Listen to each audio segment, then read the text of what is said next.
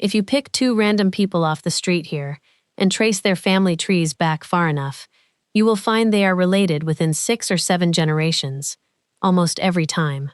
Not occasionally, almost every time. My country has a public database that traces the family history of nearly everyone who has ever lived here, back more than 1,000 years, and there is an actual app people use to check, discreetly, before things go too far with someone new, whether they happen to share a great-grandparent.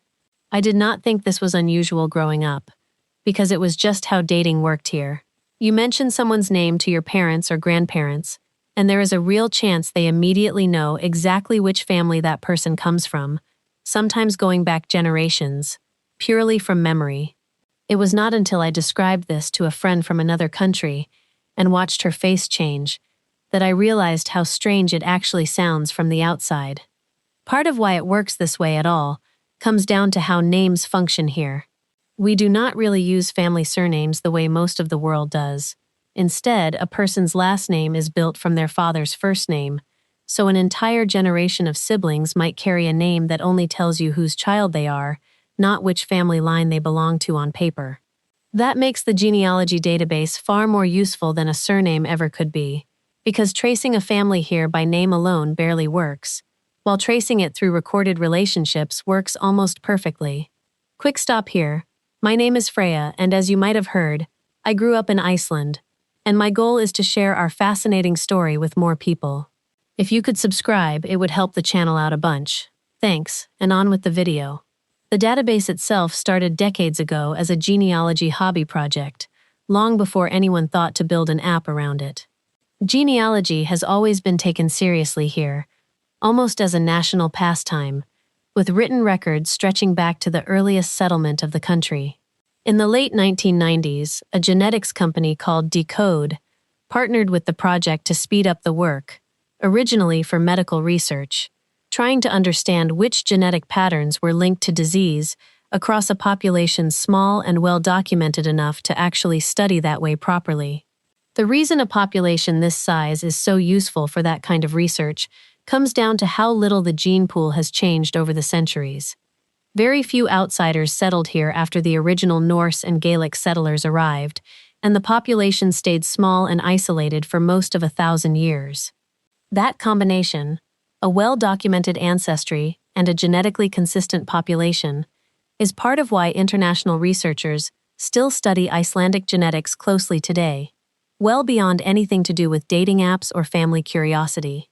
When the database went public in the early 2000s, it spread through the country almost instantly.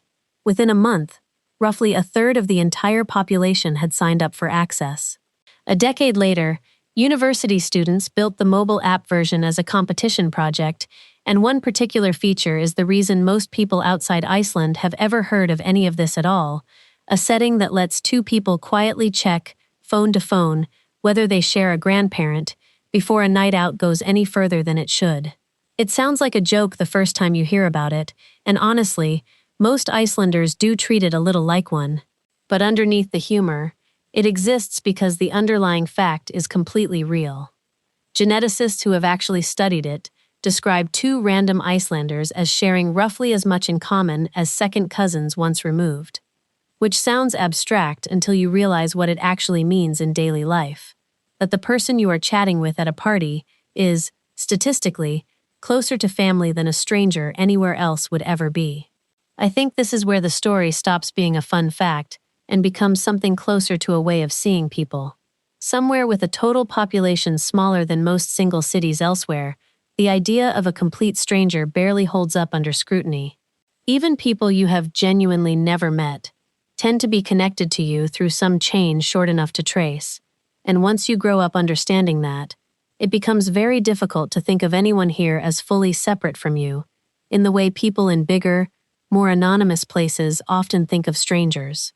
What I think matters more than the app itself is what it says about how connected this place actually is underneath the surface. Anonymity barely exists here in any meaningful sense. Almost everyone is a few conversations away from being able to place almost everyone else, through a cousin, a coworker's sister, someone's childhood neighbor. I think that changes behavior in ways people rarely notice consciously. It is very hard to treat someone carelessly when there is a real chance you will end up related to them, or seated across from their aunt at a wedding within the year. It also means gossip travels differently here than I imagine it does almost anywhere else. Something that happens at one end of the country can reach the other end within a day, not through social media, just through the ordinary web of who happens to be related to, or know, whom. I used to find that suffocating as a teenager, the sense that very little actually stays private for long. As an adult, I have come to see the same thing as a kind of quiet accountability, a background pressure to behave decently that never needed a law or an institution to enforce it. There is a lighter side to this too that I do not want to leave out. Family gatherings here can be enormous, sometimes hundreds of people at a single reunion, distant cousins several times removed who still show up because the connection, however thin, is treated as real and worth honoring. Nobody finds that excessive.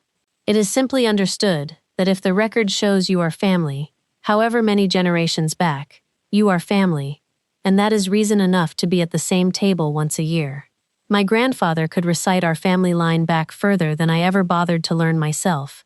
Entire branches of relatives I had never met, but he could place instantly, farm by farm, generation by generation.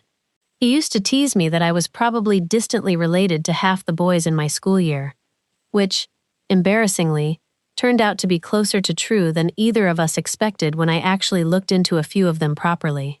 He did not find that strange at all. To him, it was simply confirmation of something he already assumed about everyone here. I actually used the app once, a few years ago, mostly as a joke with a friend, rather than out of any real concern. We bumped our phones together at a party, half laughing about it before we even saw the result, and it came back showing a shared great-great-grandparent, distant enough not to matter for anything, close enough that we spent the rest of the night comparing notes with older relatives to figure out exactly how the families connected. It became more of a fun family puzzle than an awkward moment, which I think says something about how normal all of this actually is here. I think that sense of everyone being quietly, provably connected is part of why trust holds together as well as it does in a country this small. It is not really about the database, or the app, or even the genealogy itself. It is what all of that reveals about a place where the idea of a total stranger barely exists in the first place, where almost everyone you meet turns out, one way or another, to already be family. I do not think this would work the same way anywhere else, and I do not think it should be romanticized too much either. It only functions because the population stayed this small and this documented for this long, a set of circumstances that is closer to an accident of history than a plan anyone deliberately chose. But living inside it does something to how you move through the world here. A quiet, background assumption that you are never really dealing with a stranger, only with someone whose exact connection to you simply has not been traced yet.